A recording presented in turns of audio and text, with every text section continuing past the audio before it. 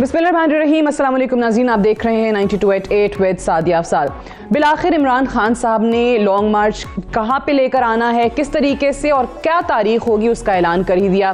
पहले उन्होंने अपने खिताब में इस्लामाबाद का जिक्र किया, लेकिन बाद में खुद ही उसकी करेक्शन करते हुए पिंडी का नाम ले ही लिया और कहा कि 26 नवंबर को तमाम पाकिस्तान तहरीक इंसाफ के लोग जो हैं वो रावलपिंडी पहुंचे और वहां पहुंचकर मैं बताऊंगा कि आगे का लाहेअमल क्या होगा और हमारे कारकुनों ने क्या करना है। हुकूमती प्रेस कॉन्फ्रेंसेस आज भी इस पर हो रही थी। वज़ीर ख़ारजा बिलावल भुट्टो ज़रदारी ने आज इस पर प्रेस कॉन्फ्रेंस की और उन्होंने कहा कि मेरा खान साहब से सिर्फ एक सवाल है, वो ये कि वो हफ्ता जहां पर बहुत ज़्यादा अहम एक तैनाती होने जा रही है, एक बहुत इंपॉर्टेंट फाइल जो है वो मूव करनी है, जो कि ज़ाहिर है आर्मी चीफ के अपॉइंटमेंट के हवाले से है, वही हफ्ता क्यों इन्होंने चूज़ किया है और पिंडी का इंतखाब क्यों किया है? क्या कहा है बिलावल भुट्टो ज़रदारी ने, सुनाइएगा। Why has Mr. Khan chosen the very week when the appropriate files must move to the appropriate ministries for the nomination of the new Chief of the Army Staff? अगर आपका मकसद वही धमकी, मार्शल लॉ या फौरन इंतखाबात आज भी नहीं है, तो फिर इसी हफ्ता को आपने क्यों चुना है कि आप कल ही ऐलान करेंगे अपना लॉन्ग मार्च? अगर आपका मकसद हकीकी आजादी है और पाकिस्तान को एक बार फिर आमरीत की तरफ धकेलने नहीं है, तो आपने पिंडी क्यों चुना है कि आप वहां से खिताब करेंगे? कि खान साहब के इस वक्त बैकर्स है, उसका मतलब क्या है? उनका मतलब है कि ये कानूनी आईनी प्रोसेस को मुतनाज़ा किया जाए, इस पे सियासत खेला जाए, एक बार फिर इस मुल्क की किस्मत के साथ खेला जाए। और वी कैन नॉट अफोर्ड कि एक आदमी की अना की वजह से इस किस्म की सियासत किया जाए। ये हुकूमती बयानात हैं जो आज आते रहे कि आर्मी चीफ की अपॉइंटमेंट को मुतनाज़ा बनाने के लिए खान साहब ने पिंडी का इंतखाब किया है और ये कहा है कि वही हफ्ता जो है चूज़ किया है जब ये इंपॉर्टेंट समरी मूव होनी है। इस पे ऑब्वियसली बात करेंगे, पाकिस्तान की सियासत क्या रुख इख्तियार कर रही है। पॉलिटिकल इंस्टेबिलिटी होने के बायस हम हमेशा बात करते हैं कि मुल्क में इकोनॉमिक स्टेबिलिटी आने का नाम नहीं ले रही है, लेकिन आज वफाकी वज़ीर ख़जाना ने एक बहुत अहम अनाउंसमेंट ये की और कहा कि बहुत दिनों से ये अफवाहें फैलाई जा रही थी कि पाकिस्तान दिवालिया होने वाला है, डिफॉल्ट कर जाएगा। तो पाकिस्तान डिफॉल्ट नहीं करेगा, ये आज इसहाक डार साहब ने कहा है। कह रहे हैं कि ऐसा कोई खदशा मौजूद नहीं है, ये रूमर्स हैं, इस पर यकीन ना करें और पाकिस्तान अपनी तमाम अदायगियां टाइम पर करेगा। पहले तो ऑब्वियसली इसी पे मैं बात करना चाहूँगी। मेहमानों का आपसे तारुफ करवा दूँ, सेनेटर अफनानुल्लाह खान साहब हमारे साथ मौजूद हैं, सीनियर रहनुमा हैं पाकिस्तान मुस्लिम नवाज़ के, बहुत शुक्रिया आपका। सैयद समसाम अली बुखारी साहब हमारे साथ मौजूद हैं, सीनियर रहनुमा हैं पाकिस्तान तहरीक इंसाफ के, आपका भी बेहद शुक्रिया। रज़ा रूमी साहब हमारे साथ मौजूद हैं, सीनियर सहाफ़ी हैं, तज्ज़ियाकार हैं, आपका भी शुक्रिया। अगर आप तीनों की इजाज़त हो तो मैं डॉक्टर हफीज़ पाशा साहब हमारे साथ टेलीफोन लाइन पर मौजूद हैं, उनसे इसहाक डार साहब के बयान पर उनका मौक़िफ़ जानूंगी। फॉर्मर फाइनेंस मिनिस्टर हैं, बहुत शुक्रिया हफीज़ पाशा साहब हमें ज्वाइन करने के लिए। सबसे पहले तो सर ये फरमाइएगा कि जो आज डार साहब ने कहा है कि पाकिस्तान की जितनी भी अदायगियां हैं और दिसंबर में भी जो $1 अरब की अदायगी है वो भी हम कर लेंगे, दिवालिया होने का कोई खदशा मौजूद नहीं है, पाकिस्तान डिफॉल्ट नहीं करेगा, आप अग्री करते हैं ये डार साहब जो कह रहे हैं वाकई ऐसा है? बिस्मिल्लाहिर्रहमानिर्रहीम। देखिए, बात यह है कि इस साल जो हमें बाहर से पैसे की जरूरत है वो एक बहुत बड़ा अमाउंट है, तकरीबन $34 अरब। और जब आपके रिजर्व महदूद होकर $8 अरब पे आ गए हैं, आप ये सोचिए कि पिछले 15 महीने में हमारे रिजर्व्स में $12 अरब की कमी आई है। तो लिहाजा परेशानी की तो वजह जरूर मौजूद है। और ये भी आप देखिएगा कि जो इस वक्त $8 अरब हमारे पास सिर्फ मौजूद हैं, उसमें तकरीबन 90% ऐसे पैसों का है जो डिपॉजिट्स रखे गए हैं सऊदी अरेबिया से और चाइना से, उनको आप इस खर्चों पे इस्तेमाल नहीं कर सकते। लिहाजा मार्जिन बहुत कम है, परेशानी जरूर है। हम सब की दुआ है कि हम दिवालिये की तरफ ना जाएं, पर खतरा जरूर मौजूद है। फिर डॉक्टर साहब देखिए, आपने खुद ही कहा कि 34 अरब डॉलर्स चाहिए। ऑब्वियसली अगर 5 महीने में देखें तो अब तक गालिबन 4.2 अरब डॉलर जो हैं वो मिले हैं। कमर्शियल लोन्स में भी जो फिगर हमारे पास आ रहा है वो ये कहते हैं कि जी 7.6 लेने थे अरब, 7.6, और वो भी सिर्फ 200 मिलियन डॉलर्स मिले। तो अगर ये इकोनॉमिक इंडिकेटर्स हम देखते हैं, ये इशारे हम देखते हैं, जो क्रेडिट रेटिंग है, क्रेडिट डिफॉल्ट स्वैप है, सो वो सामने रखते हुए फिर डार साहब इतना पॉजिटिव कैसे हैं, वो कैसे होप दिला रहे हैं आवाम को? मेरे ख्याल से देखिए, फाइनेंस मिनिस्टर जो होते हैं उनका एक रोल होता है कि वो चाहते हैं कि मार्केट में कॉन्फिडेंस रहे, मगर जो आदाद शुमार है, कुछ आपने भी कोट किया, कुछ मैंने भी कोट किया, यकीनन परेशान कुन हैं। और आप ये देखिए कि बड़े मुश्किल से हमारे पास 8 अरब डॉलर रह गए हैं, जिसमें से 7 अरब डॉलर डिपॉजिट्स हैं, वो आप इस्तेमाल नहीं कर सकते, लिहाजा मार्जिन बहुत कम है। और अब कोशिश ये होनी चाहिए कि IMF के साथ जो बातचीत शुरू भी नहीं हुई है वो जल्द से जल्द मुकम्मल हो, मार्केट में कुछ कॉन्फिडेंस वापस आए। रुपए की गिरावट शुरू हो चुकी है, खतरा ये कि और भी गिरावट हो सकती है। अच्छा, आप कह रहे हैं कि रुपए की गिरावट और भी आने वाले दिनों में नजर आएगी। एक, अगर ऑब्वियसली आप इतने अहम ओहदे पर रहे हैं और ये चीज़ें बहुत क्लोजली आप स्टडी भी करते हैं, पॉलिटिकल इंस्टेबिलिटी तो है, जाहिर है, उसकी वजह से और भी बहुत सारी चीज़ें हैं। ये आलमी इदारे जो हैं उस तरीके से आपसे बात करने को तैयार नहीं है। क्या 1, 2, 3 चीज़ें ऐसी होनी चाहिए जो कि इस वक्त हुकूमत पाकिस्तान को करनी चाहिए अगर वाकई इन्होंने सस्टेन करना है? सबसे पहले देखिए, जो फर्क पैदा हो गया है रुपए की वैल्यू में ओपन मार्केट में और आपके जो इंटरबैंक रेट में जी, वो बहुत ज्यादा हो गया है। 10 रुपए से ज्यादा, कुछ एरियाज में तो ये 20 रुपए तक पहुंच रहा है। इसको कम करना है, स्टेट बैंक की रिस्पॉन्सिबिलिटी है कि ये मार्जिन कम हो, इसलिए कि रेमिटेंसेस में पहले 4 महीने में 1 अरब डॉलर की कमी आ चुकी है और अक्टूबर में 18% कमी आई है। तो इसको फौरन ठीक करें। दूसरी तरफ आप एक्सपोर्ट्स को, जो आपने एक तरह से इंसेंटिव्स जो पहले दिए करते थे हम, वो आपने काफी विड्रॉ किए हैं। एक ही इंसेंटिव है, वो आप उसको कायम रखें, जो आपने बिजली की लिस्ट जो मुकर्रर की है 20 रुपए की। और तीसरी तरफ आपको अब अपने जो इंपोर्ट्स को रेगुलेट करने के लिए फिजिकल LLCs कंट्रोल करना नामुनासिब है। ठीक, आप ये करें कि टैरिफ्स जो हैं, जो हद से ज्यादा पाकिस्तान ने कम कर दिए हैं, हमारे यहाँ 11% हैं, हिंदुस्तान में 18% हैं। आप अपने टैरिफ्स को मुनासिब लेवल पे ले आएं और इंपोर्ट्स को थ्रू मार्केट मैकेनिज्म कंट्रोल करें। ये जो फिजिकली आप कंट्रोल कर रहे हैं, इससे प्रोडक्शन पे बहुत बुरा असर पड़ रहा है। ठीक है, तो लिहाजा बड़े वाज़ेह चीजें हैं और अब वक्त आ गया है हुकूमत को, हम सब की गुजारिश ये है कि एक्शन लेना जरूरी है। सियासी हलचल जो है वो पीक पे आने वाला है बिल्कुल 1 हफ्ते में अब, लिहाजा अब बहुत जरूरी है कि किसी तरह से मार्केट में कोई कॉन्फिडेंस रिस्टोर किया जाए, वरना खुदा न खास्ता रुपए के खतर में और कमी आ सकती। बिल्कुल सही, बहुत बहुत शुक्रिया डॉक्टर हफीज साहब हमारे साथ बात कर रहे थे। उन्होंने बताया कि हुकूमत को क्या इकदाम करने चाहिए। एंड अगेन उन्होंने कहा कि डार साहब का काम है बतौर फाइनेंस मिनिस्टर कि वो आवाम को होप दिलाएं, लेकिन हालात इतने अच्छे हैं नहीं जितना कि आज उन्होंने कोट किया है। अब सबसे बड़ा जो इसमें बहुत सारे मुहर्रिकात और अवामिल में से सबसे बड़ा एस्पेक्ट जो है ना शमशान बुखारी साहब, वो सियासी हलचल को करार दिया जाता है। आपने भी सुन लिया कि अब अगले हफ्ते आप लोगों ने अनाउंस भी कर दिया 26 को। सो ये मामलात आज जैसे हुकूमत आपसे सवाल उठा रही है कि इसी हफ्ते का चुनाव क्यों किया गया और पिंडी का ही इंतखाब आपने क्यों किया? बिस्मिल्लाहिर्रहमानिर्रहीम। देखिए सादिया, पहली बात तो ये कि डॉक्टर साहब ने जो बातें की हैं, मैं बहुत सारी बातों से इत्तेफाक करता हूं। अगर आप मेरे से भी उस पर कुछ पूछती तो मैं ऐड करता कि मार्केट में जो कुछ हो रहा है, जो प्रॉपर्टी के साथ ये कर रहे हैं, और जिस तरह लोगों का एतमाद मार्केट से जिस तरह लोगों का एतमाद मार्केट से उठ रहा है, प्रॉपर्टी के ऊपर इस तरह के टैक्स लगा रहे हैं कि इन्वेस्टर जो हैं वो खौफजदा हो जाए।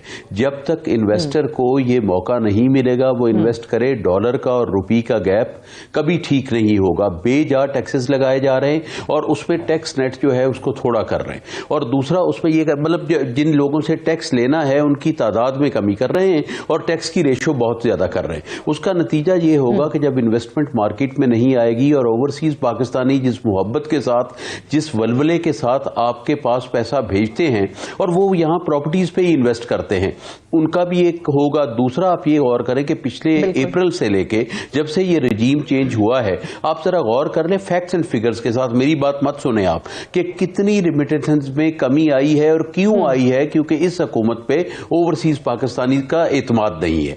बाकी आपने बात की उसकी, देखें हमने लॉन्ग मार्च शुरू किया बहुत वक्त के साथ, उसमें लॉन्ग मार्च पुरअमन, 100% पुरअमन। इवन खान साहब पे जब कातलाना हमला किया गया, बुजदलाना हमला किया गया, वो जख्मी हुए, एक हमारा कारकुन शहीद हुआ और बहुत सारे लोग जख्मी हुए, उसके बाद भी हम कोई तोड़ फोड़ या इस तरह की चीजों में नहीं पड़े, बल्कि पुरअमन मार्च जारी हो। इसका जिस तरफ वो मिलाना चाह रहे हैं, हमारा कोई उस तरह का इरादा नहीं है। पंजाब से या पेशावर से जो भी रास्ता इस्लामाबाद में दाखिल होता है वो उसमें 90% दाखिले पिंडी की तरफ से ही होते हैं। और रवात में हमारा पहले दिन से आपने सुना होगा कि प्रोग्राम था कि रवात से इकट्ठे हो गए, तो आपने आना इस्लामाबाद ही है, तो लाल कर रहे हैं ये इस्लामाबाद में। ठीक है, आप ये कह रहे हैं कि आना आपने इस्लामाबाद ही है, पिंडी पहले सब इकट्ठे होंगे, फिर खान साहब बताएंगे कि कब वहां से निकलना है इस्लामाबाद। सादिया मैंने अभी ये नहीं कहा, मुझे अगर आप खत्म कर लेने दे बात, मैंने ये कहा कि अगर हमने आज खान साहब ने कह दिया कि मैं अगले लाए अमल का ऐलान वहां करूंगा पिंडी में जाके, तो बात यह है कि मैं आपको अर्ज ये करना चाहता हूं कि केपी से, पंजाब से जो भी काफिले आएंगे, ऑब्वियसली कहीं ना कहीं पिंडी की नॉर्दर्न साइड से या ईस्टर्न साइड से या वेस्टर्न साइड से उनको गुजरना ही गुजरना है और वहां पे इकट्ठे होके हम एक लाया अमल करेंगे। मगर एक चीज जो है वो पक्की है कि हमारा जो लॉन्ग मार्च है वो पुरअमन है। गोलियां खा के भी, कातलाना हमले करवा के भी, और इनकी खास तौर पे जो इतलात की वजारत है और दाखिला की वजारत है उसकी जो हर्जा सिराई बिला नागा होती है और मुसलसल के साथ होती है, इसके बावजूद हम जो है वो हम पुरअमन हैं और हम मांग क्या रहे हैं? साफ और शफाफ इंतखाब। बिल्कुल ठीक है, अभी पाशा साहब ने कहा, इस पे जरा दोबारा आते हैं, पहले तो ये जो आपने आपसे क्लैरिफाई किया है, जरा इस पे मैं मौक़िफ़ जान लूं बाकी मेहमानों का भी, आपका ये एतमाद नहीं कि ठीक है जी, जरूर करें आप। मुझे बताइए सेनेटर अफनान साहब, ये जो अभी शमशान बुखारी साहब ने कहा कि ऑब्वियसली पिंडी से ही सारे रास्ते होकर गुजरते हैं, फिर इस्लामाबाद के हवाले से वो भी खान साहब ने जो कहा है कि ऐलान करेंगे, पिंडी पहुंच के लाया अमल बताएंगे, वो कह रहे हैं ऐसा मामला है नहीं जो आप लोग जोड़ने की कोशिश कर रहे हैं, और 26 की तारीख है, हफ्ता बन रहा है, तो आपको नहीं लगता कि उससे पहले तो फाइल और समरी वैसे ही मूव हो चुकी होगी नेक्स्ट वीक? जी बिस्मिल्लाहिर्रहमानिर्रहीम। देखें बात यह है कि इन्होंने जो है जो अपना लॉन्ग मार्च कॉल किया, जिस टाइम पे वो कॉल किया, जो महीना इन्होंने सेलेक्ट किया, और फिर जो ये बयान देते हैं इनके लीडर हर तो दूसरे तीसरे दिन के, जी फलाने आर्मी चीफ को इसलिए लगाना चाहते हैं क्योंकि ये आके अपने केसेस ख़त्म करवाएंगे या मेरे पे केसेस बनवा देंगे या मुझे ये वज़ीर आज़म ना बनने दें या मेरे रास्ते में रुकावट खड़ी की जाए, तो फिर उसके बाद फिर क्या रह जाता है? उसके बाद फिर ये चलना शुरू हुए थे 26 तारीख पिछले महीने, 25 से 26 तारीख को, और ये 26 तारीख को पहुंचेंगे इस महीने की, एक महीने बाद रावलपिंडी। वो तो खान साहब वाला इंसिडेंट हो गया ना बीच में। नहीं चले वो भी हो गया तो फिर और डिले कर लेते। तो 21 को पहुंच रहे थे। बिल्कुल उस हफ्ते, जिस हफ्ते अपॉइंटमेंट है उस हफ्ते पहुंच रहे हैं, और उसके बाद जो है ये कह रहे हैं कि हमारा तो इससे कोई ताल्लुक नहीं। इतना तो कोई देखे पाकिस्तान में बेवकूफ नहीं है कि किसी को ये वाली बात ना समझ में आती हो। भाई बात ये है कि आप एक महीना नहीं लगता लॉन्ग मार्च, अगर आपको मकासद कुछ और, पूरे पाकिस्तान को मोबिलाइज कर रहे हैं, पूरे पाकिस्तान को मोबिलाइज भी करना हो तो इतना टाइम नहीं लगता ना। अच्छा, आपने यहाँ तक ही पहुंचना था। कितना पहले भी 50 दफा आप आए, एक दिन, 5 दिन, 6 दिन, 10 दिन, इससे ज्यादा थोड़ी लगते।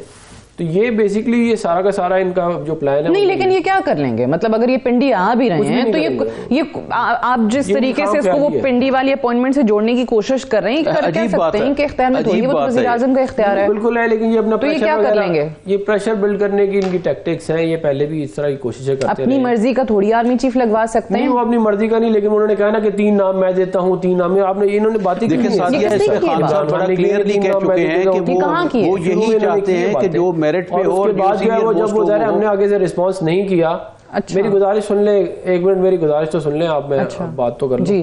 तो जब इनकी बात नहीं मानी गई, जब इन्हें नजर आ गया कि इनकी कोई दाल नहीं गलनी, तो तब इन्होंने कहा कि ठीक है फिर जो है वो मतलब कि हम जो है इस तरह कर लेते हैं। मतलब ये खुद बैक एंड फोर्थ बहुत दफा इस मामले पे जा चुके हैं। अच्छा, आप कह रहे हैं कि पहले ही खान साहब ने कहा था मुशावरत कर लें, 3 नाम हम देते हैं, मैं मुशावरत कर लेकिन ऑब्वियसली वो आईनी तरीका नहीं है, उनको इख्तियार, वो वजीर आजम को इख्तियार देता है आइन। मुझे बताइए रजा रूमी साहब, आपका इस पर क्या तबसरा है? आज बार बार काफ़ी हुकूमती लोग जो हैं वो सदर साहब को भी मुखातिब करके कह रहे थे कि सदर साहब आप अब सोच लें, आपके पास आखिरी मौका है, आपने क्या करना है, आपने रहना है, इस तैनाती को मुतनाज़ा तो नहीं आपने बनाना।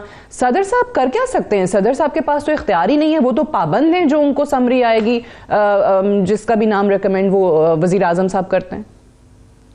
जी बिल्कुल, आपने दुरुस्त कहा कि आइन के मुताबिक तो यही सूरत हाल है कि सदर मुमलिकत जो है, और ख़ुसूसन 18वीं तरमीम के बाद तो वो जो काबीना की और वज़ीर आज़म की जो फैसले हैं वो उन्हीं को आगे जो है इंडोर्स करते हैं, और खुद उनके पास कोई डिस्क्रिशनरी पावर्स नहीं है। पहले हुआ करती थी एक ज़माने में, लेकिन यहाँ पर गालिबन आइनी और कानूनी इख्तियारात का जिक्र नहीं हो रहा। सादिया, चूंकि सदर अलवी जो हैं पिछले चंद हफ्तों से जो बैकडोर मुज़ाकरात हो रहे हैं पाकिस्तान तहरीक इंसाफ इमरान खान साहब के मुक्तदरा के साथ, इस्टेब्लिशमेंट के साथ, वो उस हवाले से शायद बात हो रही है, चूंकि वो बहुत सी ऐसी गुफ्तगू जो और कॉन्वर्सेशंस जो होती रही हैं आम इंतखाबात के हवाले से, इवन आर्मी चीफ की तैनाती के बारे में मीडिया में रिपोर्ट हुआ था कि ये वाले मामला भी जो है ज़ेरे बहस आया,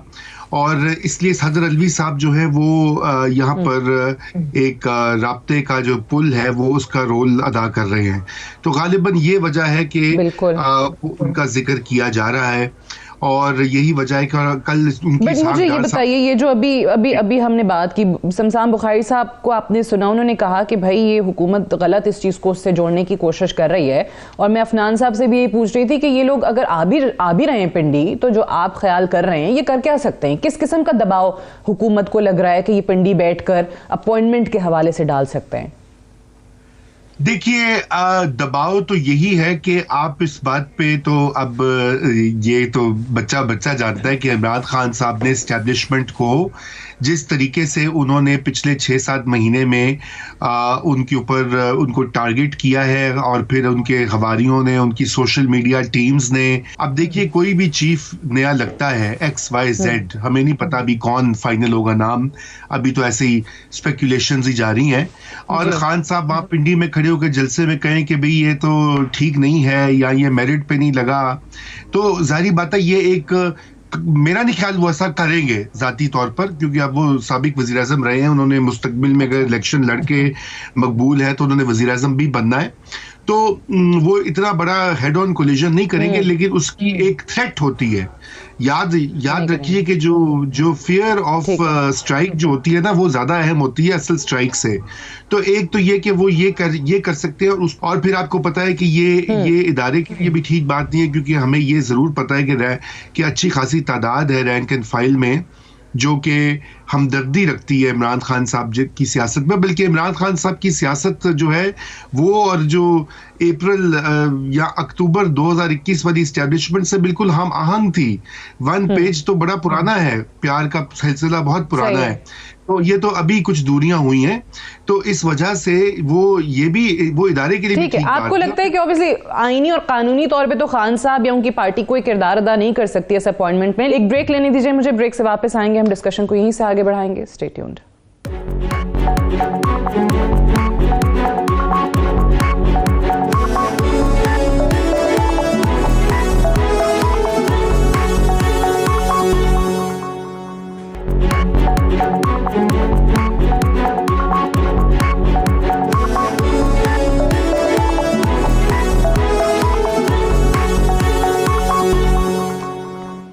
वेलकम बैक प्रोग्राम में एक बार फिर से खुशामदीद। शमशान बुखारी साहब, मेरा आपसे सवाल ये है कि अब ऑब्वियसली जिस तरीके से खान साहब ने 26 तारीख को पिंडी का रुख करना है, आप लोग आएंगे यहाँ पे, अब लॉन्ग मार्च का मकसद ज़रा उस पर बात करते हैं। एक तरफ तो उन्होंने कहा फौरी इंतखाबात करा दें, उस पर हुकूमत कह चुकी है कि हम फौरी इंतखाबात नहीं कराएंगे, जो मर्जी कर लें, इंतखाबात अपने टाइम पर होंगे, या अगर बहुत हुआ तो कुछ हम हुकूमती लोगों से सुनते हैं कि भाई 4 महीने 5 महीने के बाद शायद हो जाएं। दूसरा हुकूमती दावा कि अपनी मर्जी का आर्मी चीफ लगाने के लिए सब कुछ कर रहे थे, वो भी चलें, आपने कहा कि बिल्कुल उसको उस चीज से जोड़ने की जरूरत नहीं है। सो फिर आखिर ऐसा क्या होगा आपके लॉन्ग मार्च के नतीजे में कि जिस पे आप कहेंगे कि हाँ अब हमारा लॉन्ग मार्च कामयाब हो गया, अब जो हम चाहते थे हम अपने मकसद में कामयाब हो गए हैं? देखिए सादिया, पहली बात तो ये है कि ये लॉन्ग मार्च को कंट्रोवर्शियल कर रहे हैं, एक हरीफ जमात ने करना होता है। दूसरा, ये अच्छी तरह जानते हैं कि इनका लोगों में एतमाद नहीं है, लोग इनके साथ नहीं हैं, लोग इनके साथ चल नहीं रहे। इनके जो बहुत सारे लोग जो बड़े बड़े दावे और बड़े बड़े टीवी पे आके बातें करते हैं, कुछ लोग इनके, उनका यकीन कीजिए अवाम में जाना मुश्किल हो गया है। लोग सवाल करते हैं, ये पाकिस्तान वो वाला पाकिस्तान अब नहीं है। देखें, हमने वो वाला जमाना भी देखा, अब भी देखा, लोग बोला ही नहीं करते थे, अब लोग, अच्छी बात है, लोग सवाल करते हैं, बच्चे बच्चियां नौजवान सवाल करते हैं कि आपने पाकिस्तान के लिए क्या किया। पहली बात यह है कि मुझे आप ये बताएं कि ये इसको कंट्रोवर्शियल इसलिए कर रहे हैं, ये जो हम इस अहम तैनाती की बात कर रहे हैं, क्या इसका एक मैकेनिज्म है या नहीं है? उस मैकेनिज्म का लॉन्ग मार्च से क्या ताल्लुक है? दूसरी बात यह है कि क्या हमने किसी कि इदारे में किसी फर्द का या किसी शख्स का नाम लिया कि इसको बनाना चाहिए, फिर कैसे तलक ये जोड़ते हैं? या खुदा न खास्ता हमने ये कहा देखें फौज सबकी है, उसको मुतनाज़ा ये करना चाहते हैं, हम नहीं करते। पाकिस्तान की फौज जो है वो पाकिस्तान की ज़रूरत भी है, और पाकिस्तान का एक एक सिपाही जो मादरे वतन की हिफाजत कर रहा है, बॉर्डर पर खड़े होकर, हमारे दिल उनके साथ धड़कते हैं, और पूरी कौम, कम से कम हम तो उनके एहसानमंद हैं जो पूरी कौम के लिए लड़ रहे हैं बॉर्डर पर जाके, और अपनी जानें जो हैं वो आगे कर रहे हैं, और हम चैन से अपने काम कर रहे हैं। अर्ज ये है कि हमारा लॉन्ग मार्च जब शुरू हुआ, पूरी दुनिया को पता है कि 20 और 21 की दरमियानी शब हमने यहां पहुंचना था। कातलाना हमला जिस तरह भी हुआ, तहकीकात ये होने नहीं दे रहे। मुल्क में हालत ये है कि अब अरशद शरीफ शहीद हो गया, अभी तक उसका खानदान, हमें छोड़ें, क्या उसका खानदान मुतमिन है? उसके बाद आप ये देखें कि जो सेनेटर आजम सवाती के साथ होता है, जो और लोगों को थ्रेट दिए जाते हैं, ये क्या क्या तुक है? तो हम बेसिकली हकीकी आजादी का मतलब यह है कि अवाम की हुकूमत अवाम के हाथ में और अवाम की मर्जी से। क्या हम ये कह रहे हैं हमें कुर्सी पे बिठा दो? हम इलेक्शन मांग रहे हैं, कोई दुनिया की जमहूरियत बता दे जहां पे इलेक्शन मांगना। आप इलेक्शन मांग रहे हैं, आप कहते हैं हमारा लॉन्ग मार्च हम आएंगे, पिंडी आए, इस्लामाबाद आए, आपका वाहिद एंड पे जो मुतालबा होगा वो ये कि ये हुकूमत इलेक्शन की तारीख दे दे, पाकिस्तान का इलेक्शन हो, ताकि पाकिस्तानी अवाम की मर्जी से पाकिस्तान के वो लोग इलेक्ट होके आए जिनको पाकिस्तान की अवाम चाहती है। अगर ये समझते हैं ये पॉपुलर है तो ये इलेक्शन से खाइफ क्यों है? मुझे याद है कि जब ये पीपल्स पार्टी के खिलाफ धरने देते थे, अभी तो जमाना बदल गया, मैं तो हैरान हूं पीपल्स पार्टी के दोस्त जो इनकी कैबिनेट में बैठे हुए हैं, ये बीबी के खिलाफ जो करते रहे, कि आपको याद नहीं है? अच्छा, क्या मेरा मतलब किसी को याद नहीं है कि ये तो अदालतों में पहुंच जाते थे, और क्या इन्होंने किया पीपल्स पार्टी पे? और हम सिर्फ इलेक्शन मांग रहे हैं। इलेक्शन मांगना इसलिए गुजर रहा है कि ये जानते हैं लोग इनके साथ नहीं। ठीक है सेनेटर, क्या ये जमहूरी लोग आपको वोट नहीं करेंगे इसलिए आप इलेक्शन में जाना नहीं चाहते? देखिए बात ये है कि हम 80% बाय इलेक्शन जीतते थे, तो उस वक्त हम कहते थे इलेक्शन कराओ, तो ये कहते हम नहीं कराते इलेक्शन। लाहौल वाला कुव्वत, अभी इलेक्शंस का नतीजा देखें आप, वो खत्म 20 जुलाई के बाद हमने इनको कहा नो कॉन्फिडेंस जमा। एक सेकंड रुक जाए, मैं जवाब दे दूं, आपने अपनी बात कर ली। देखें, जब 8 मार्च को हमने इनको वो वोट ऑफ नो कॉन्फिडेंस जमा कराने से पहले इनको ये वाली बात हमने कही कि आप जो है वो हुकूमत जो है उसको असेंबलियाँ तोड़ दें, हम वरना वोट ऑफ नो कॉन्फिडेंस लेके आ रहे हैं। तो इन्होंने क्या कहा? इन्होंने कहा हम आखिरी बॉल तक लड़ेंगे।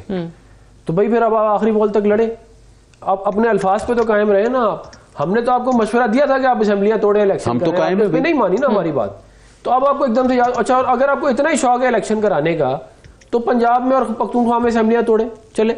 अच्छा, और आपका हाल ये है तो 2 सूबों के समय टूट जाएगा, आप कह रहे हैं पूरे मुल्क में ऑटोमेटिकली होंगे। अच्छा, मुझे आप ये बताएं, ये कहते हैं कि जी तहकीकात नहीं हो रही, आईजी पंजाब इनका, सीसीपीओ इनका, इंटीरियर मिनिस्टर इनका, लॉ मिनिस्टर इनका, चीफ मिनिस्टर इनका, बेबस हैं हम। नहीं, तो छोड़े उसको, हुकूमत को, उस हुकूमत को छोड़े जिसने इनको ये हुकूमत ये तख्तियां लगाने के लिए बैठे हुए, वहां पे तनख्वाहें लेने के लिए बैठे हुए, अगर कुछ नहीं कर सकते तो छोड़े, या कहते हैं हुकूमत को। ये कौन सा तरीका है? आप हमें ताना दे रहे हैं, आपका काम है तहकीक कराना। वजीराबाद आपकी जुरिस्डिक्शन थी, आपकी पंजाब पुलिस है, आप तहकीकात कराएं, क्यों नहीं कराते आप? और अगर नहीं होता तो हुकूमत छोड़े। ये कौन सा आपने मजाक बनाया हुआ है कि आप गलती है आपकी और आप वफाकी हुकूमत पे रहे? फिर ये कहते हैं कि जी जो है वो ये आदम सवाती साहब के ऊपर बड़ा जुल्म हुआ। देखिए मैं बिल्कुल कंडेम करता हूँ कि किसी भी सेनेटर के साथ इस तरह का मामला हो, लेकिन क्या मरीम नवाज के साथ इन्होंने क्या किया था? क्या शहबाज शरीफ, मैं तो किसी आम आदमी पे करता हूँ, हमजा शहबाज, क्या मिफ्ता इस्माइल, क्या खाकान अब्बासी, क्या ख्वाजा आसिफ, क्या राना सनाउल्लाह? 15 किलो का आपने उसके ऊपर हेरोइन का केस डाल दिया राना सनाउल्लाह के ऊपर। 22 महीने हमजा को आपने जेल में डाला। आपको उस वक्त आपने मरियम की सेल के अंदर कैमरे लगा दिया, औरत है बेचारी वो, आपको तब शर्म नहीं आई? आज आपको अपने पे आई है तो बड़ी तकलीफ हो रही है। क्या हमारे साथ कोई कुछ नहीं करता? ठीक, आप याद करें अपना अंदाजे हुक्मरानी, तब आप कहते थे हाँ हम वापस जाएंगे, हम पंखा ले लेंगे, हम एसी ले लेंगे, हम उसको सीधा कर देंगे, विकटें उड़ा दी हमने। आज आपके अपने ऊपर आई है तो आपको तकलीफ हो रही है। और आप हमें ताना देते हैं पीपल पार्टी का, परवेज इलाही को सबसे बड़ा पंजाब का डाकू किसने कहा? चाहिए वो बातें हैं, वो उस पर हम भी कई दफा बात कर चुके हैं, लेकिन मुझे बताएं ना, ये भी कह रहे हैं कि इलेक्शन की तारीख आपको ताना कौन दे रहा है? मैं तो पीपल्स पार्टी वालों को कह रहा हूं, मैं उन पे हैरान हूं, आप लोगों के साथ जो रह रहे हैं कि सही है। ठीक है, प्रेसिडेंट साहब जो कोशिशें कर रहे हैं, आपको लगता है कोई दरमियानी रास्ता निकल सकता है अफनान साहब कि अगर आप अभी फौरी नहीं, दिसंबर में ऑब्वियसली नहीं हो सकते, जाहिर है आप लोग कोई तारीख देंगे, केयर टेकर सेटअप आएगा 4 महीने बाद, 5 महीने बाद, 6 महीने बाद, हो सकता है आपका और उनका इत्तेफाक हो जाए किसी चीज पे? नहीं देखिए, ये बच्चों वाली ये कहते हैं ना कि ये आईने पाकिस्तान के अंदर कोई 6 महीने की 4 महीने की केयर टेकर की कुछ गुंजाइश ही नहीं है। नहीं, आईने पाकिस्तान के अंदर सिर्फ 2 चीजें हैं। हाँ, या तो टेन्योर कंप्लीट होगा तो 2 महीने की केयर टेकर है, टेन्योर कंप्लीट नहीं होगा तो 3 महीने की केयर टेकर है। आज से अगर आप अंदाजा लगा लें तो 8 महीने रह गए हैं हुकूमत के। ये फजूल का रोना धोना है। देखिए ना, 8 महीने तो रह गए, और अगर फर्ज करें हम आज भी तोड़ दें तो 3 महीने तो वैसे भी क्या कहते होंगे, आज तो हम तोड़ भी नहीं रहे। तो 5 महीने के ऊपर क्या, किस चीज के ऊपर? अच्छा, मैं क्विकली जरा वैसे संसार से बड़ा इंटरेस्टिंग नुकता है कि भाई 4 महीने बाद जो इंतखाब होने, 5 महीने बाद होने, वो 8 महीने बाद हो जाए, क्या एतराज है इसमें? जो जबर का और जुल्म का और फिस्तायत का एक दिन भी है, उसको कबूल नहीं करना चाहिए। ठीक है, बिल्कुल सही है। रजा रूमी साहब, आपको क्या लग रहा है ये इंतखाबात पे लेकर जो मामला यहाँ पर फंस गया है, ये अब खान साहब का बयान मैं देख रही थी परसों, उन्होंने आर्मी चीफ के हवाले से कहा कि हम तो उस पर पीछे हट गए, हमारा इख्तियार नहीं है, ये उन्होंने खुद कहा है ऑब्वियसली। तो ऐसा लगा उनकी बातों से कि वो पीटीआई एक कदम पीछे ले रही है। फिर प्रेसिडेंट साहब जो हैं वो भी लगे हुए मुसलसल मुफाहमती कोशिशों में। आपको लगता है कि हुकूमत की तरफ से भी कोई एक स्टेप पीछे लिया जाएगा और कहीं ना कहीं इत्तफाक हो जाए इंतखाबात के मामले पर कि ये जो इंस्टेबिलिटी मुसलसल हमें नजर आ रही है ये तो खत्म हो? देखिए, पहली तो ये बात है कि मैं ये प्रिडिक्ट करना मुश्किल होगा कि क्या वाकई ही में कोई इनका इत्तेफाक होगा, लेकिन हमें ये जरूर कहना चाहिए कि ऐसा होना इस वक्त मुल्क के लिए जरूरी है।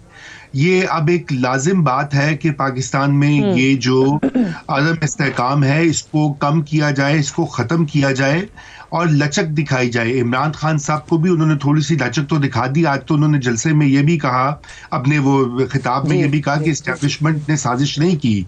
हाँ, अलबत्ता साजिश कोई हो रही थी तो उन्होंने रोकी नहीं।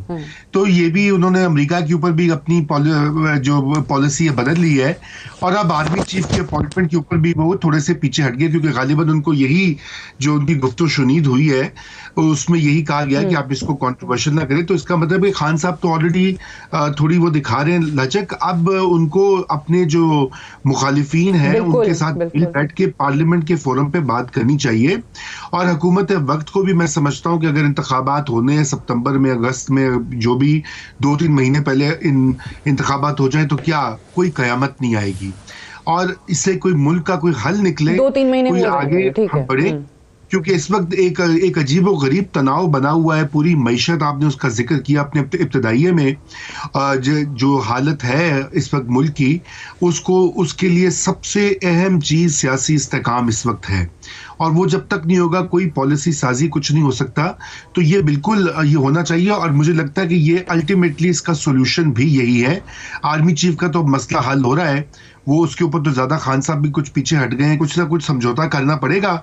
और मैं समझता हूँ कि सारे फरीकैन को इस वक्त जो है कोई ना कोई फ्लेक्सिबिलिटी दिखाकर मुल्क को इस क्राइसिस से निकालना होगा। जी ठीक है, आप कह रहे हैं कि आपको यही लग रहा है कि खान साहब ऑब्वियसली एक कदम पीछे हटे हैं, एस्टैब्लिशमेंट को उस तरीके से अब टेक ऑन नहीं कर रहे जैसे वो पहले कर रहे थे बयानात में, और फ्लेक्सिबिलिटी तमाम अतराफ से सबको दिखानी चाहिए, और ये भी कि 2-3 महीने पहले इलेक्शंस अगर हो भी जाएं तो कोई इसमें मुजायका नहीं है, हुकूमत इस पर सोचे। एक ब्रेक मुझे लेनी है, ब्रेक से वापस आएंगे, डिस्कशन को हम यहीं से आगे बढ़ाएंगे। Stay tuned.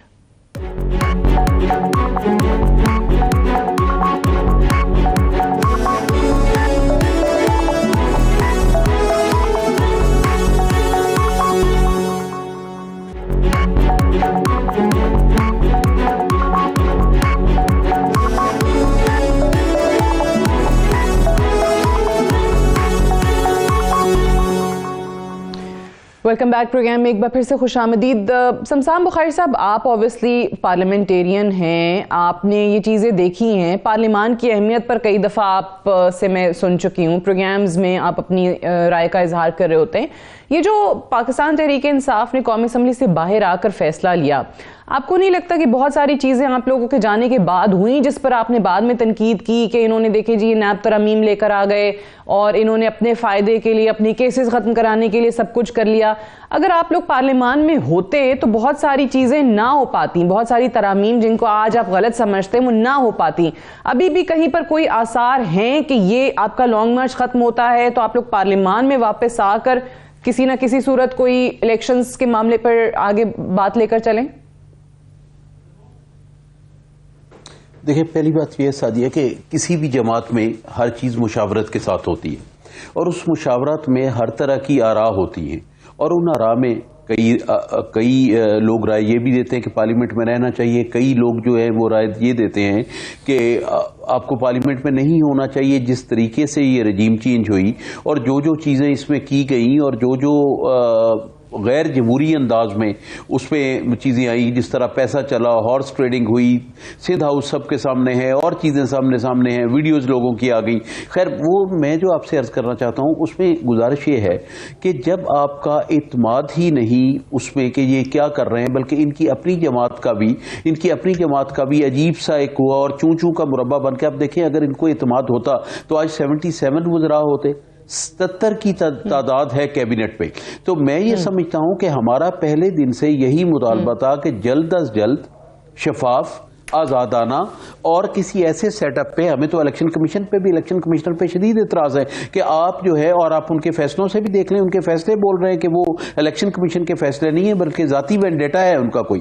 तो मैं आपसे गुजारिश ये करना चाहूँगा कि हम तो आज़ाद इलेक्शन मांग रहे हैं, शफाफ इलेक्शन मांग रहे हैं, जो मैं समझता हूँ जमहूरियत का भी हुस्न है, जमहूर का भी हुस्न है। और उसमें अगर ये बाकी जमातों को ये गारंटी हो, अब ये 13 जमातें मिल के एक जमात के खिलाफ लड़ रही हैं। हालिया इलेक्शन मैंने उसी पे इतराज किया था जिसपे सेनेटर साहब कह के नहीं है, 80% ये बात कर रहे हैं। आप जरा जुलाई के और अभी अक्टूबर के इलेक्शंस उठा के देखें और देखें, रिकॉर्ड कायम हो गया कि खान साहब खुद जो है वो 7 सीटों से जीते हैं, और बाकी जो है लोगों ने बिल्कुल इनकी सियासत को, इनकी तर्ज सियासत को, इनकी जमात की तर्ज सियासत को, इनके तरीका हुकूमत को रद्द किया है पूरी तरह। मैं गुजारिश आपसे ये करना चाहूंगा कि आजाद इलेक्शन मांगना इस जमहूरियत में नहीं है, और बुनियादी फोकस तमाम सियासी जमातों का होना चाहिए वो इलेक्टोरल रिफॉर्म्स हैं जो आप लेकर आए, उसमें उन्होंने तरमीम की, आपको ईवीएम एक्सेप्टेबल था, इनको नहीं है, आपको ईसीपी पर एतराजात हैं, तो कहीं ना कहीं तो आप टेबल पर आएंगे, बैठेंगे तमाम सियासी जमातें। कमीशन ने उसको नहीं होने दिया, इस इलेक्शन कमीशन ने उसको नहीं होने दिया। हम तो यही चाह रहे हैं कि एक आज़ादाना इंतखाब हो और लोगों की राय क्या है वो दूध का दूध और पानी का पानी हो जाए, लोगों का पता लग जाए कि उनकी राय क्या है, वो किस जमात को वोट देना चाहते हैं, किस कैंडिडेट को वोट देना चाहते हैं, मुल्क को किस तरफ लेके जाना चाह रहे हैं, क्या वो हकीकी आज़ादी चाहते हैं। आपकी अपनी डेफिनेशन होगी कि ये चीजें हो जाएं तो आजाद इलेक्शन होंगे, शमशान बुखारी साहब की अपनी होगी कि जी शफाफ इलेक्शन उस सूरत में होंगे जब ये एक दो तीन तो इन्होंने अब ये इकट्ठे बैठे हुए हैं जो इलेक्शन होंगे, इलेक्शन होंगे, ये जो राय इलेक्शन एक चीज मुझे कह लेने दे जरा, फिर जवाब दे दीजिए उसका। अच्छा, एक जुमला फरमाइए, मुकम्मल कीजिए। जी जी जी जी, मैं सिर्फ ये कहना चाह रहा हूं कि देखिए हम तो पार्लियामेंट में नहीं है ना इस वक्त, अगर ये इतने ही सिंसियर हैं, ये बात करते रहे इलेक्टोरल रिफॉर्म्स की, ये अब क्यों नहीं करते? हमने इलेक्टोरल रिफॉर्म की इलेक्शन एक्ट 2017 बनाया जिसमें तमाम पॉलिटिकल पार्टी सिग्नेटरी हैं इंक्लूडिंग पीटीआई। आपको इलेक्शन तरमीम करनी ही नहीं आती, आपने पहले दिन इलेक्शन तरमीम उनको कंट्रोवर्शियल किया, आपने कहा आप बैठे हुए, हम नहीं बैठे हुए वहां, और आपने किसी से मुशावरत नहीं बैठे हुए। फिर आपने उन कानून को जो कानून, मेरी गुजारिश सुने ना, आपने उन कवानीन को बुलडोज किया पार्लियामेंट में ज्वाइंट सिटिंग के अंदर। आपने हमसे अगर मुशावरत की होती ना तो वो कानून आज वापस ना होते। हमने आपको उस वक्त बोला था कि जिस दिन हमारा बस चलेगा हम उसको वापस कर देंगे। इलेक्शन एक्ट 2017 कह रहे हैं अब हम नहीं है पार्लियामेंट में ना, अब आप हैं। ठीक है, लेकिन इलेक्शन एक्ट 2017 पे आप सिग्नेटरी हैं। अच्छा, आपने उसको वोट दिया हुआ है। उसी इलेक्शन एक्ट के तहत आप लोग आपका वजीर आजम बना, आपकी हुकूमत बनी। हालांकि उस इलेक्शन को हम नहीं मानते थे, वो आरटीएस बिठा के जो भी किया गया। बात यह है कि आपका अपना लगाया हुआ इलेक्शन कमिश्नर है, आप शिकायत नहीं कर सकते कि आप पहले इलेक्शन कमिश्नर लगाएं, बाद में आप उसकी शिकायत करना शुरू कर दें। और पहले आप उसकी तारीफें करते थे कि बड़ा ईमानदार है, बड़ा अच्छा है, और बाद में उठा के सारा कुछ एस्टैब्लिशमेंट के ऊपर डाल दिया कि जी वो तो आप लोग भी जस्टिस जावेद इकबाल की तारीफें करते थे, बाद में आप लोग आपके घर के फर्द है। इलेक्शन कमीशन है जिसकी इलेक्शन करवाते हुए, एक मिनट मेरी बात तो सुने ना, ये वही इलेक्शन कमीशन है जिसकी वॉच के अंदर आप अभी ये बाय इलेक्शन जीते हैं। तो आप ऐसी बातें ना करें जिसे और कोई कानून तब्दील इस तरह का होने में नहीं जा रहा, तो हमारा इतना वक्त मौजूद है कि इम्प्लीमेंट की जा सके। फिर मेरी गुजारिश सुने ना, तो सुने ना। फिर ये कहते हैं जी रजीम चेंज ऑपरेशन। कौन सा रजीम चेंज ऑपरेशन? आपने तो अमेरिका से माफी मांग ली है। आप तो अमेरिका के साथ कह रहे हैं कि हम बड़े अच्छे ताल्लुकात चाहते हैं। माफी तो नहीं मांगी। माफी मांगी ना, एम्बैरेसिंग है कि हम तमाम दुनिया के साथ अच्छे ताल्लुकात करते, तो ये माफी मांगने सारे वाले आप लोग हैं, हम पाकिस्तान को लगाया कि जी रशिया के अंदर। मेरी गुजारिश आप सुन ले, मेरी गुजारिश तो सुन लेना 2 मिनट आप। नहीं फिर आप सारे पाकिस्तान को लगाया इरफान साहब ना, मैं रशिया गया, बोले हम माफी मांगने वाले नहीं है। मैं फिर आपको बोलने नहीं दूंगा, मैं आपको बोलने सुन ले बात एक लफ्ज आपका नहीं बोल। मैं स्टूडियो में बैठा हूं, अफनान साहब की बात मुकम्मल कर ले आप, फिर जवाब है। मैं ये कह रहा हूं कि रशिया के अंदर आपने पूरे पाकिस्तान को आगे लगाया कि जी मैं इस्लामी मैं बड़ा लीडर हूं। मैं चला गया रशिया, मॉस्को पहुंच गया, और मैंने जाके तेल की डील करने लगा था, और मैं पता नहीं क्या दुनिया में तब्दीली लाने लगा था। और बाद में आप कहते हैं मुझे शर्म आती है उस ट्रिप के ऊपर। पहले आपने उसका चूरन भेजा पूरे कौम को, और उसके बाद आपने कहा कि मुझे इस पर शर्म आती है, इस पर आपको कौम से माफी मांगनी चाहिए। फिर आप ये कहते हैं कि जी हॉर्स ट्रेडिंग बड़ी बुरी चीज है। इमरान खान की ऑडियो लीक हुई, क्या कहा उसने? 6 लोग मैंने खरीद लिए और 6 मैं खरीदने की कोशिश कर रहा हूं। यह आपकी ऑडियो लीक हुई है, जिसको आज तक आपने ये नहीं कहा कि हमारी ऑडियो नहीं है। फिर आप कहते हैं कि जी सादिया ये जोड़ के चीजें कर रहे हैं, ऑडियो लीक तो पता नहीं क्या क्या हुई हुई है। जी जो हैंडलर्स हैं वो बुरे हैं, जो हैंडलर्स हैं वो बुरे हैं, और सियासी पार्टियां बुरी हैं। और अमेरिका के साथ मैं अच्छे ताल्लुकात चाहता हूं। भाई जिसने आपके खिलाफ साजिश की, आप उसके खिलाफ तो बरसरे पैकार हो पहले। हाँ नहीं, but he saying it's behind me. Sir पैर नहीं है ना, इट्स बिहाइंड मी, के मतलब चले आगे की बात करते हैं। अब आगे मैं ये चाहता हूं जिसने आप पे, but he is not saying कि ये हुई नहीं कॉन्स्पिरेसी, वो उस पे कायम है। वो उस पे जिस मर्जी पे, वो तो देखे ना, आपको हवाई अपने दिमाग में कोई चीज बना ले और वो समझना शुरू हो जाए, तो मैं इसका कोई इलाज बुखारी साहब क्विकली रिस्पॉन्ड कर दीजिए। आप बात करना चाह रहे थे, फिर मैं रजा रूमी साहब की जानिब जाऊं। मैं सिर्फ ये कहूंगा सादिया, ये अपना माजी देखें। इन्होंने जिनको जो लोग राते रहे, जिनको ये कहते रहे कि हम उनके बेटों की तरह हैं और वो हमें लाते रहे, आज इन्होंने उनसे तल्लक कैसे दूर किया है। ये अपने माजी की तरफ देखें और फिर ये दोगों पे इल्जाम दें। हमारी सीधी सी बात है, हम अक़वाम आलम से, तमाम मुल्कों से इंक्लूडिंग अमेरिका, हम अच्छे तल्लकात चाहते हैं, मगर हम पाकिस्तान की पॉलिसी आज़ादाना चाहते हैं, और हम चाहते हैं पाकिस्तान की पॉलिसी पाकिस्तान में बने, मगर हम पूरी दुनिया से अच्छे तल्लकात चाहते हैं।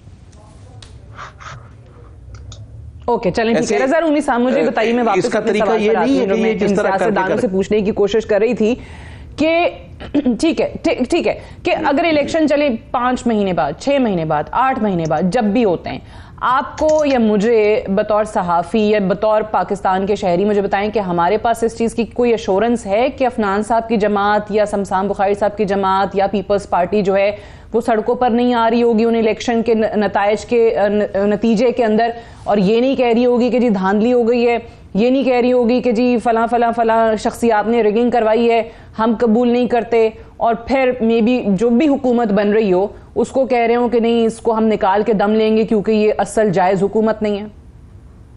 देखिए सादिया, कोई एश्योरेंस तो है नहीं, लेकिन मैं ये जरूर समझता हूं कि मीडिया का बहुत अहम किरदार है, और इस पूरे जो तनाव है उसके अंदर, और अनफॉर्चुनेटली हमारा मीडिया बिल अमूम कुछ एक्सेप्शंस को छोड़कर वो रोल नहीं अदा कर रहा। मीडिया भी उसी पोलराइजेशन का शिकार हो चुका है।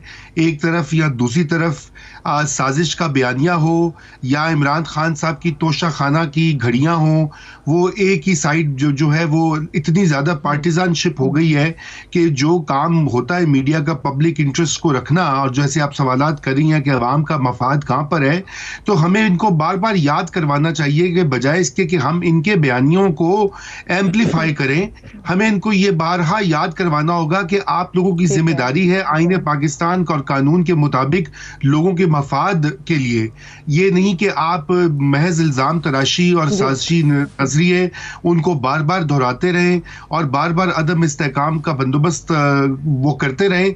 इसलिए मेरे ख्याल से हमें सभी पार्टियों को याद दहानी जरूरी है और रोजाना की बुनियादों पर। तो ये जब भी ये मामला ठीक होगा, कभी हमारे यहाँ बहुत ज्यादा ये रविश हो गई है कि जो बहुत बड़े बड़े मीडिया की आउटलेट्स हैं, आवाजें हैं, वो लोग जिनका इन्फ्लुएंस है वो इस वक्त पार्टिजान दिखाई देते हैं। कोई पीटीआई की तरफ है तो कोई पीडीएम की तरफ है, कोई किसी और की तरफ है। ये सिलसिला खत्म होना चाहिए और इसके लिए हम सबका को मिलकर ही काम करना होगा। जी शुक्रिया।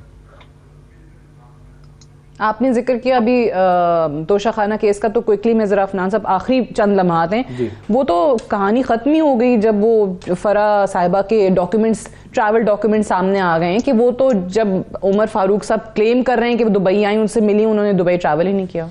देखिए बात ये है कि जो घड़ी है वो इमरान खान साहब को गिफ्ट की गई थी, दुनिया की एक वाहिदी घड़ी है, वो उमर फारूक तक तो पहुंची है। अब वो किस तरह पहुंची है, लेकिन इखलाकी तौर पे आप कह सकते हैं कि हाँ नहीं करना चाहिए था उन्हें, ये काम एक तोहफा था, लेकिन कानूनी तौर पे तो वो कहते हैं कि जी वो मैंने अकाउंट में उन्होंने पैसे जमा कराए हैं, उस पर टैक्स दिया है, शो किया है। नहीं, ऐसे नहीं होता। देखिए बात ये है कि मैं अगर 2.25 अरब रुपए की चीज की वैल्यूएशन करा लूं 5 करोड़ 10 लाख रुपए जिन्ना सुपर की एक 10 बाय 10 फुट की दुकान से, वो दुकान जिससे आप अपना मोबाइल फोन आप ना बेचें वहां पे जाके, मैं आपको बिल्कुल आप अपनी घड़ी ना ले वहां से जाके, या आप 5,000 रुपए की चीज वहां से ना ले। अच्छा। उधर से जाके इन्होंने 5 करोड़ 10 लाख रुपए की वैल्यूएशन। बट उमर फारूक साहब का दावा डॉक्यूमेंट्स के मुताबिक गलत है। देखिए मैं एक बुनियादी बात बता देता हूँ, कि आप वैल्यूएशन इस तरह नहीं कराते। अगर आपने वैल्यूएशन इस तरह कराई, एक गलत काम किया, दूसरा आपने अगर एक चीज बेची उस पर आपने सेल्स टैक्स पे किया, ठीक है, के मुताबिक, ठीक है। और अगर बाहर गई है तो पैसा कैसे बाहर गई, पैसा कैसे वापस आया। चलें सही है, सारे सवाल तो बनते हैं। I have to wind up here, unfortunately I have run out of time. बहुत बहुत शुक्रिया समसाम बुखारी साहब, सेनेटर अफनान साहब, रज़ा रूमी साहब प्रोग्राम में ज्वाइन करने के लिए। That's all for tonight, I will see tomorrow इंशाल्लाह। इजाजत दीजिए, खुदा हाफिज।